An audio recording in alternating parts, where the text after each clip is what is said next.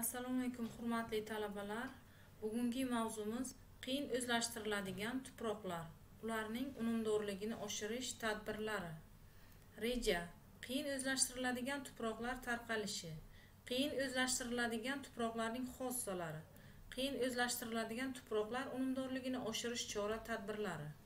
Qiyin o'zlashtiriladigan tuproqlar sho'x, gipsli, taqirli, sho'rtob, toshloq, botqoq va sho'rxoklardan iboratdir.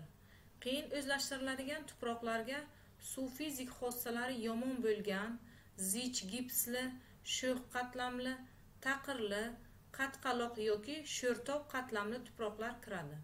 Bunday tuproqlarda suv shimilishi qiyin bo'lganligi sababli sho'r yuvilganda zaharli tuzlar ildiz tarqalgan qatlamdan kam yuviladi. O'simliklarning oziqlanishi va o'sib rivojlanishi qiyinlashadi. Qiyin o'zlashtiriladigan tuproqlarga quyidagilar kiradi. Murzacho'lning janubiy sharqiy qismida tarqalgan ildiz tarqalgan qatlamda gipsli har xil mexanik tarkibli, kuchli sho'rlangan o'tloqi bo'z tuproqlar, markaziy Farg'onada tarqalgan har xil mexanik tarkibli, zich karbonat tuzlar ko'p, sho'x kuchli sho'rlangan va sho'rxok o'tloqi tuproqlar.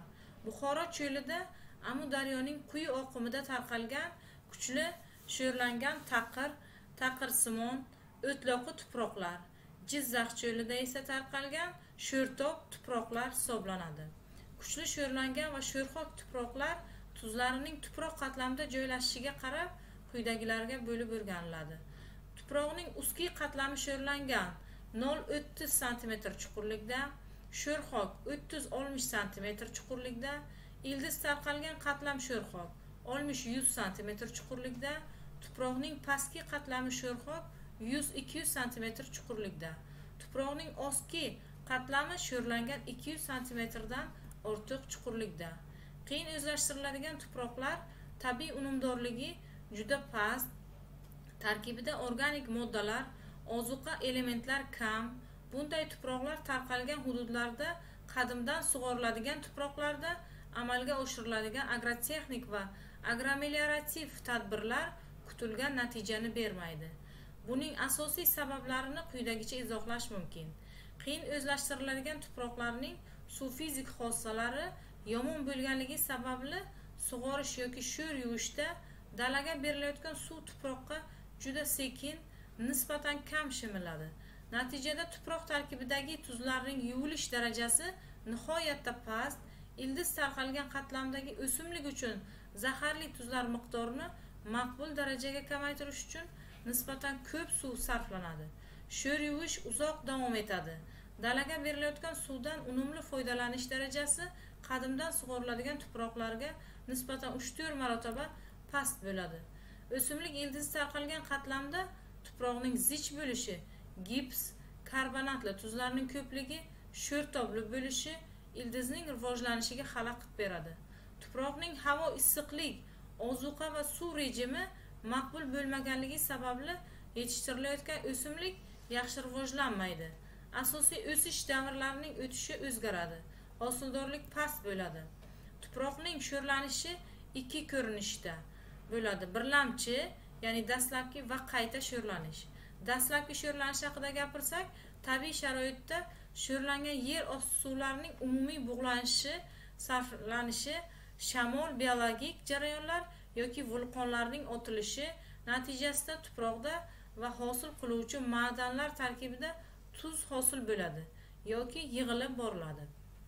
Qayta sho'rlanish esa tuproqning suv rejimi sun'iy sug'orish natijasida o'zgarish sababli hosil bo'ladi.